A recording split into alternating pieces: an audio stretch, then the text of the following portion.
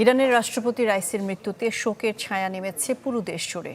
পালন করা হচ্ছে 5 দিনের রাষ্ট্রীয় শোক।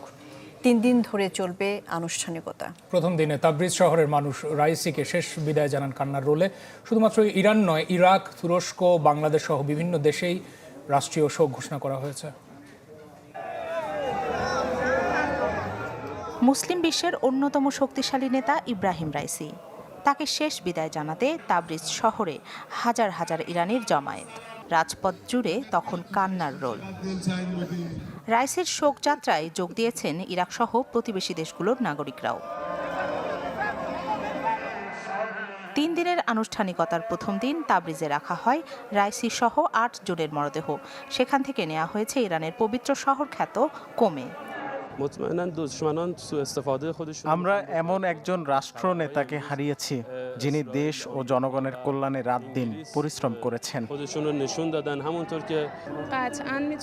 আমরা এখন একটা কঠিন পরিস্থিতির মধ্য দিয়ে যাচ্ছি। আমরা মনে করি এই শোক কাটিয়ে আরও ঐক্যবদ্ধ হওয়ার শক্তি আমাদের আছে।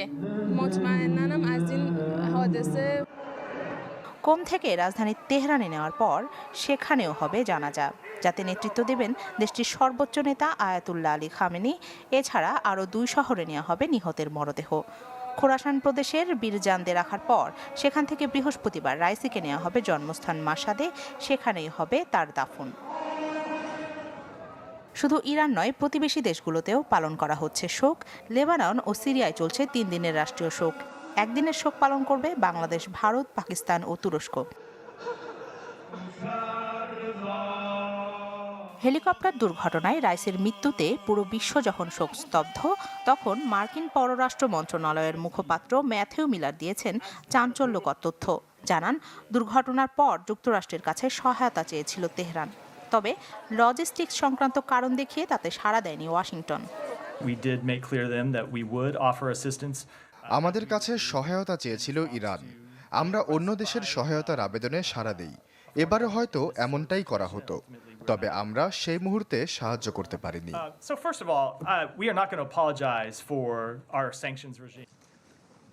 এদিকে রাইসির মৃত্যুতে শোক জানাতে জাতিসংঘ নিরাপত্তা পরিষদে নীরবতা পালন করেন বিশ্ব নেতারা। এক বিবৃতিতে শোক জানান জাতিসংঘ মহাসচিবের মুখপাত্র স্টিফেন দুজারিক।